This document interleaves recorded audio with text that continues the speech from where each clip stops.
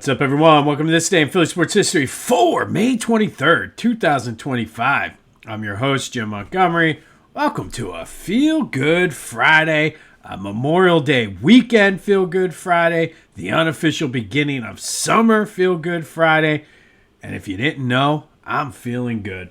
All right, let's get right into it. We'll start with a recap of yesterday's question of the day. I said, now that we're approaching Memorial Day, are you in on the Phillies?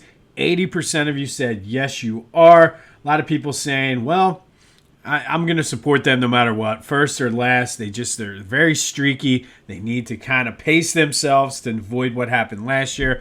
Don't disagree with that. A lot of people saying, I was never out on them. Also a fair and valid point. But I think that 20% is just our old friends who are just negative about everything. I have one guy who every time I post something on Facebook, it's a negative comment. He's in my circle of friends, always kind of the Debbie Downer sometimes of the group. Some might say Debbie Downer, some might say voice of reality. Either way, wasn't happy that they give up runs late with the bullpen, thinks it's going to come back and bite them. Fair point. But 80% of you are in.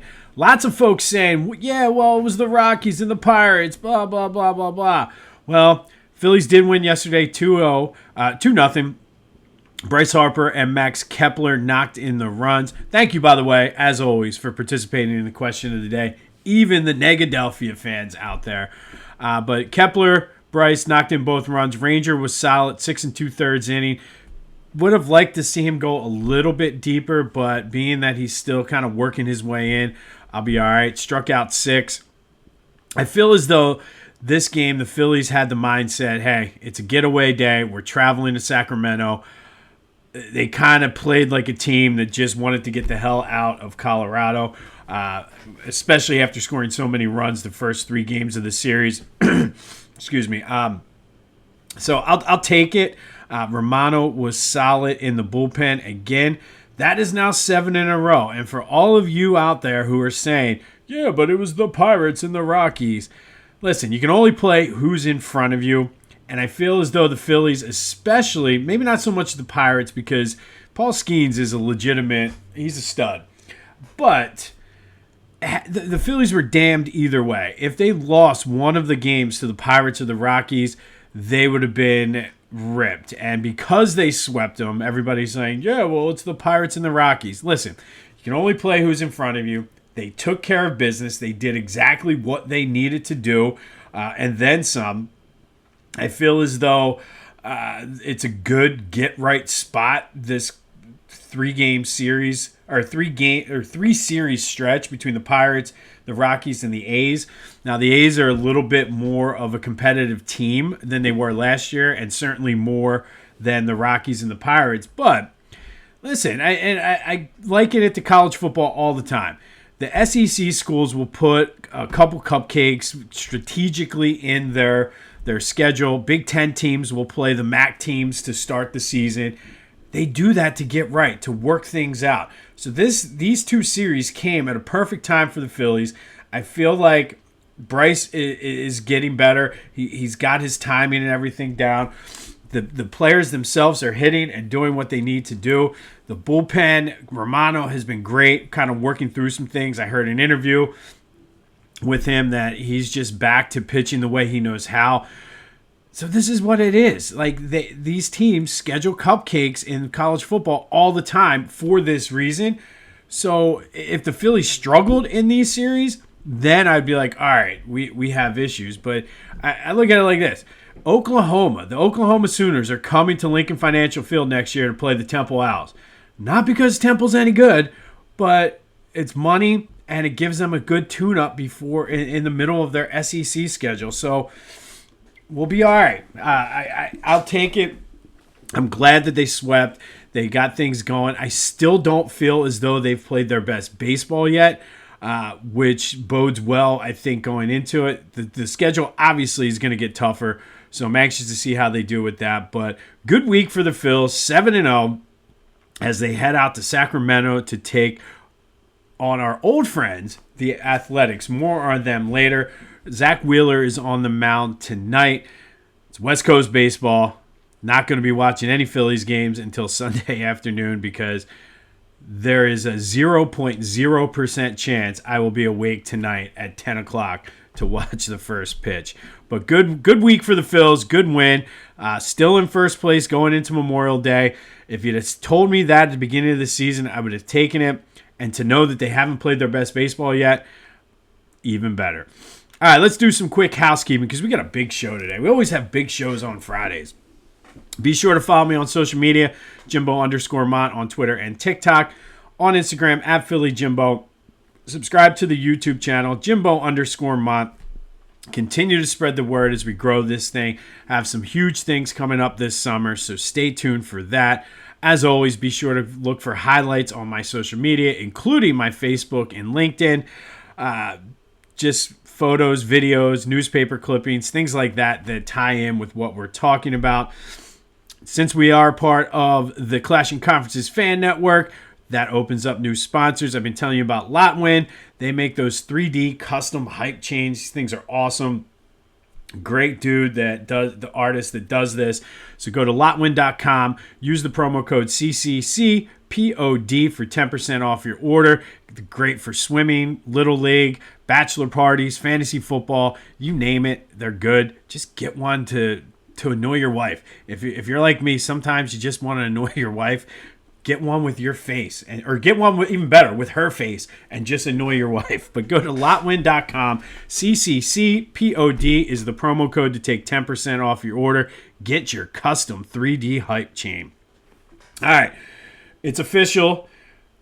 The greatest seasons in Philly sports history is set to kick off June 3rd. We'll go through all of June and the rest of July.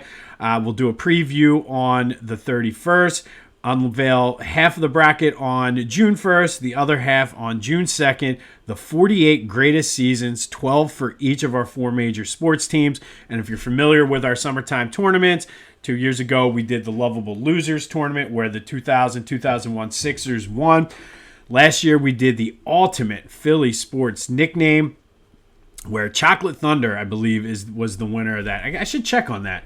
I meant to do that and just got sidetracked this morning with my prep, but I believe Chocolate Thunder won. But we have fun with that. It gives us something because after the NBA Finals and the drafts for the NHL and NBA, there's not much other than the Phillies. So the tournament is a fun way for us to spend the summer. This year, we're looking at the greatest individual seasons in Philly sports history. Looking forward to that. That kicks off June 3rd. We'll start previewing the tournament and everything May 31st, though. The Union do know who they're going to play in the next round of the quarterfinal round of the U.S. Open Cup, and it will be an old rival, the New York Red Bulls. They will play that game on July 8th as they kind of navigate through the MLS schedule. I've been mentioning it, going down tomorrow. They're playing the Miami team and Messi. Looking forward to that with the family. All right, yesterday's trivia and answer. I asked you, who was the first ever draft pick by the Philadelphia 76ers? A lot of people were guessing Billy Cunningham, and Billy Cunningham was their second first-round draft pick. He was drafted in 1965 in the first round. And the answer is Lucius Jackson out of the University of Texas Pan American. He was an all-rookie and an all-star in 1964, had a solid NBA career, played with the Sixers through 1972, never reaching the peak of that 1964 season. Did win a championship with the Sixers as well. But Lucius Jackson was the Sixers' first ever draft pick. Not to be confused with Luscious Jackson, the band. However, Luscious Jackson does take its name from Lucius Jackson. I was able to confirm that. So there you go. A little bit of music trivia as well. It's time for Fridays with AI, where we ask AI to rewrite Philly sports history. Every Friday, only on This Day in Philly Sports History. That's right. It is time for Fridays with AI. We got a good one today. And as you know, every Friday we like to spend with AI, ask AI to rewrite Philly sports history. And today, in honor of the Phillies going out to Sacramento to play the Athletics, we all know that the Athletics were in Philly from 1901 to 1954. financial reasons, family issues among the Mack family, Connie Mack just getting old and more miserable than what he was in his younger days, declining performance of the teams, and the growing popularity of the Phillies all kind of led to the A's moving to Kansas City. The AL, the American League, did not want the A's in Philly. They did not think it was viable because of the Phillies. But there was a large group, and there still is today, that support the Athletics in Philly and wish they had never left. My friend John Foley always talks about bringing the A's back to Philly. But ultimately, there was an investment group of local Philadelphia businessmen who wanted to buy the A's. A deal was in place, and then the American League put some pressure on some people, and I forget the guy's name, but he was the owner of Yankee Stadium, swooped in, made a bigger offer than what the Philly group was, forcing basically the Macks to have no other choice. And that's where some of the issues came, because Connie Mack still wanted to keep them in Philly, but his sons were like, look at this money. Ultimately, they were sold and then moved to Kansas City.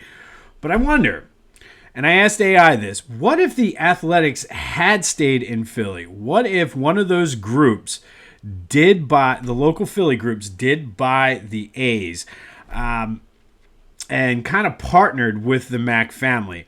Well, AI said the first thing they would have done is renovate Connie Mack Stadium. That was one of the biggest things, even in the 50s. It needed to be updated. It was an older stadium. So they took some of that money, reinvested in the team. They reinvested in Connie Mack Stadium and tried to bring the A's back to where their prominence was in the 20s and the teens, I guess you would call them. So from 1955 to 1970, this would be considered the golden rebirth of this storied American League franchise. Philly would remain a two-team town, but through a push toward player development, looking at local talent, scouting, and just really kind of the precursor to what we see today with analytics and things like that, the A's kind of rise back to prominence and become the number one team in Philly due to the way they were winning and kind of building the team. They were gritty, smart, like a working class blue collar type team. It was the perfect fit for Philly.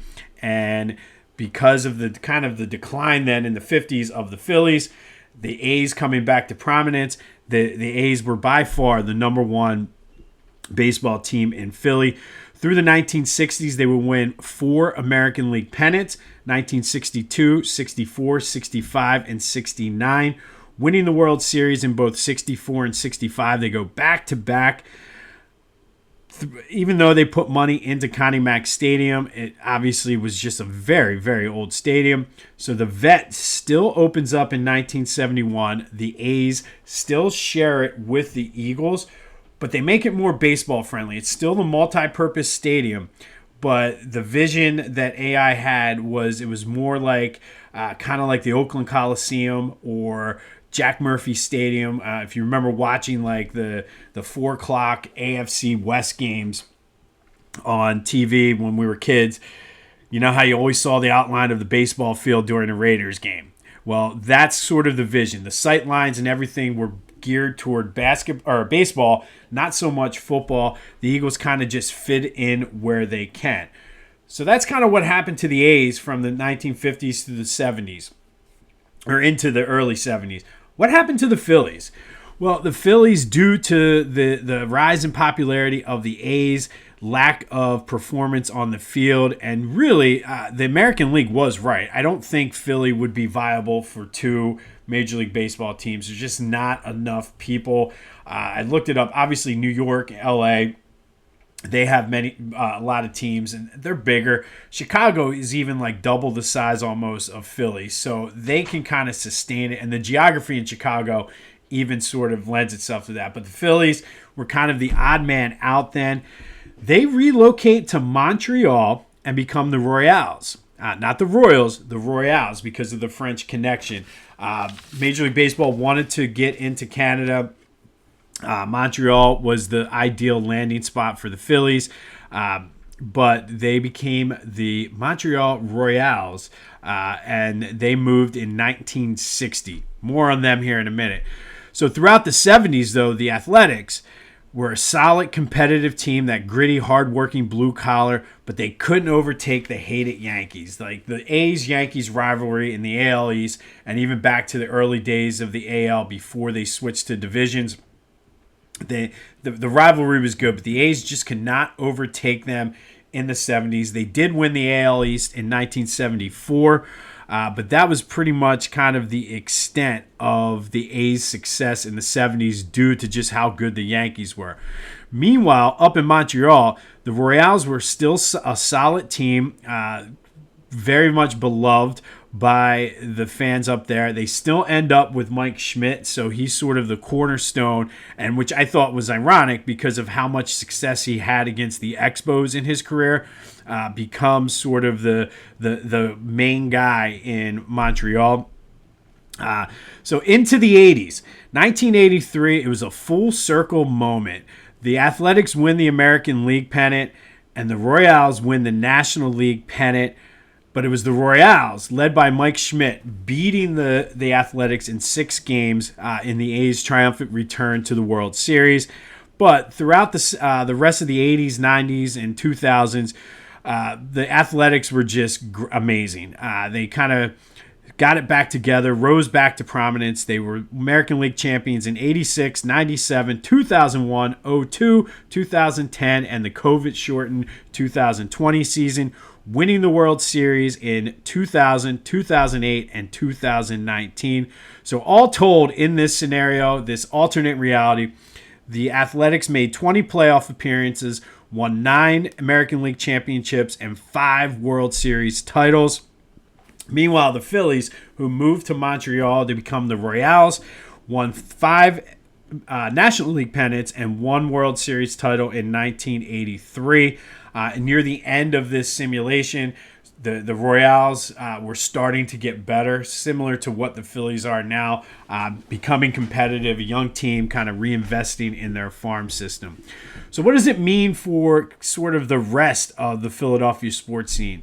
Well, in 1992, that's when Camden Yards, around the time Camden Yards opened up, the Athletics were sort of right there with the Orioles in wanting to go back to those old school, kind of more open, nostalgic feel stadiums. So they, at the same time that the Orioles were building Camden Yards, the Athletics built Max Stadium down in the Navy Yard. Very similar vibe and feel to the Camden Yards. Kind of looked out over the river and everything. It was cool to see the Navy ships in the background. The Eagles still stay at the Vet and stay there until Lincoln Financial Fields open up. But it does kind of change the narrative of Philly sports. And it's amazing how little things like this change things, because the Athletics left, had some success in Oakland in the 70s and even in the late 80s. But by them staying in Philly, it changes the whole kind of narrative of Philly being an underachieving sports team, never getting over the top. And also, baseball is huge in Philadelphia if the Athletics stayed and had that success. Kind of like the A's are the 1 and the Eagles are like the 1A. Due to just their consistent success. They're always near the top of the American League and things like that. So there you have it. Fridays with AI. Alternate reality. What would have happened if the Athletics stayed? There are still some people out there today that feel as though the wrong team left Philly. I, for one, am not one of them. I think we need to celebrate and appreciate what the A's did in Philadelphia.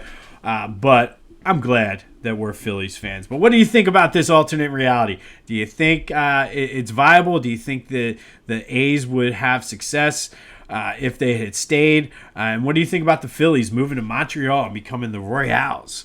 But there you go. Thank you for spending Fridays with AI with me. The alternate reality if the A's stayed in Philadelphia and not the Phillies. But that does lead to today's question of the day. Let's have a little bit of fun with this. We talked earlier this week about the Syracuse Nationals moving to Philly and becoming the 76ers after the Warriors had left. If you could bring one of the former pro teams back to Philadelphia, who would you bring back? Would you bring back the Warriors or the Athletics? I'm interested to see how this goes because obviously the A's are always have been since Connie Mack sold the team, kind of a team that's always been on the move. They went to Kansas City, Oakland, then they moved out of Oakland. Now they're up in Sacramento, moving to Vegas in a couple years. Warriors, obviously, recent success, but I don't know. Obviously, the A's won more championships in Philly than the Royals did. But if you could bring back one of those teams, who would you bring back? Would it be the Warriors or the Athletics? 267-495-8531. That's the Back to the Future voice and text line. Get that. Anything else Philly sports related off your chest? Want to rip me for being in on the Phillies? That's fine. Comment on Fridays with AI. All of that is fair game. Be sure to check out my boys at the Clashing Conferences podcast. 2 new podcasts out. Go to clashingconferences.com, though, to see how you can be a member. Always looking to grow the network. Always looking to grow the guys that will participate in the podcast. All of that is available where you get your podcast as well as on YouTube. But again, if you're in need of media services, Steven can help you out there too. So just go to clashingconferences.com, see how you can get involved as well as see how you can join the network and what they can do for you. And then, of course, still plenty of time to celebrate the Tush Push. Go to Philly Goat. Look at their Tush Push collection, whether it's slides, the shorts, the sweats, the T-shirts. They got you covered because that's what Philly Goat does. Go to phillygoat.com. Be sure to scroll through their site, too. Lots of good gifts for Father's Day, birthday presents. Gear up. It's summertime, kids. It is summertime. They got you covered for that, too. And use the promo code Jim Montgomery to take 10% off your order. That's phillygoat.com. Promo code Jim Montgomery to take 10% off of your order. All right, May 23rd. And first, we're going to go back to 1982. And on this day in 1982, 1 year after blowing a 3-1 lead in the Eastern Conference Finals, the ghost of Sixers playoff failure were in full force up at the Boston Garden. Game 7, Eastern Conference Final. Sixers once again were up 3-1, losing the next 2 games. Everybody had to have been tight. Would this be another year where the Sixers choked the lead? No. This time the Sixers did not let up, beating the Celtics 120-106 in setting up a rematch of the 1980 NBA Finals with the Lakers. Andrew Toney, the Boston Strangler, led the way with 34 points for the Sixers. Dr. J, the MVP of the Eastern Conference Finals, had 29.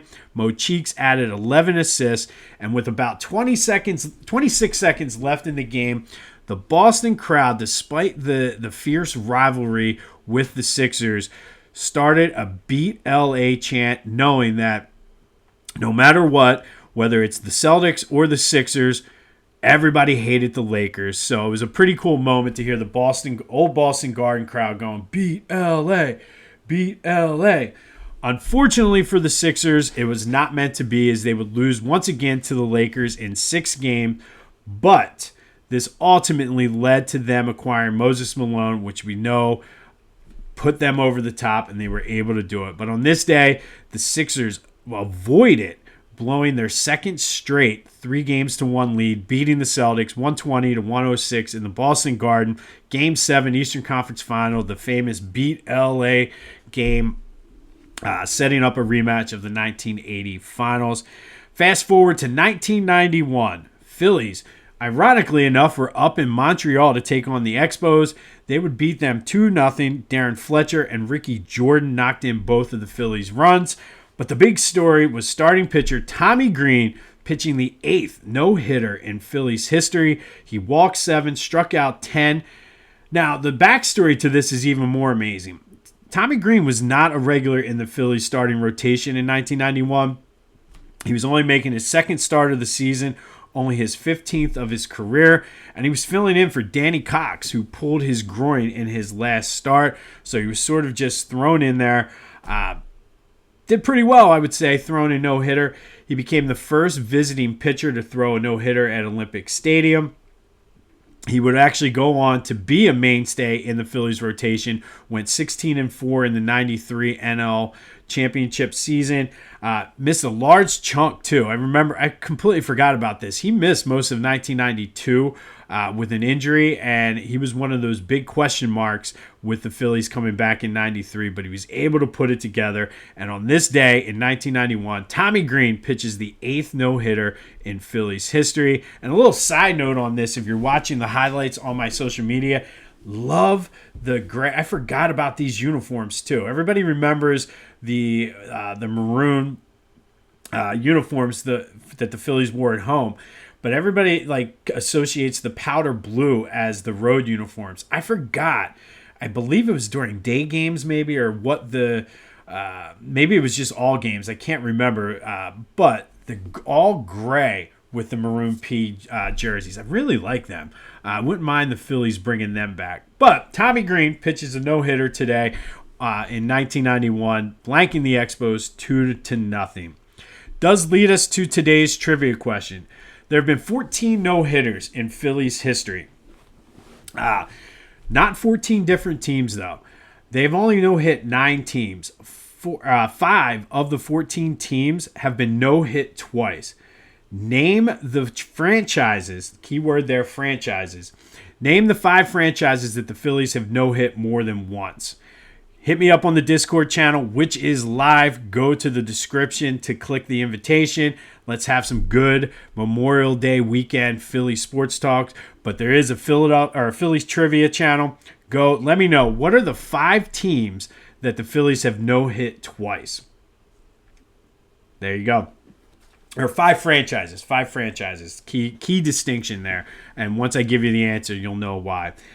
And then finally today, we're winding this down. It's the unofficial start of summer. We're adding to our summer Philly sports themed playlist. It will be available on Spotify. But today, we're going Motown Philly by Boyz II Men. Released in 1991. Reached number 3 on the Billboard Hot 100. We all know Boyz II Men. I told you the backstory on that before. Discovered by Michael Bivins of Belle Biv DeVoe, formerly of New Edition. Backstage at a Fresh Prince and DJ Jazzy Jeff concert.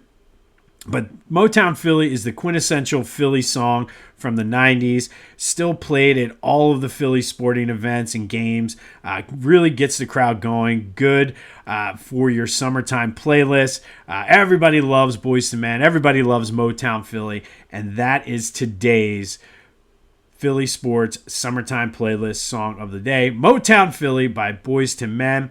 And along the same lines in the genre, give you a bonus track today, and that is Word Up by Cameo. I got this one. First of all, I love this song. I say Word Up all the time. But Cameo, Word Up by Cameo was released on the Eagles Kelly Green playlist a couple years ago when they came back with the Kelly Green uniforms. They came back with like a late 80s, mid-90s playlist of just great songs.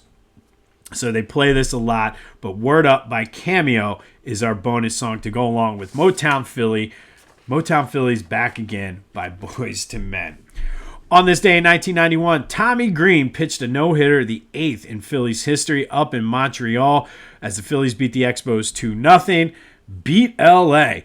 This day in 1982, the Boston Celtics crowd up in the Boston Gardens wished the Sixers good luck as they would go out to L.A. to play the Lakers in the NBA Finals.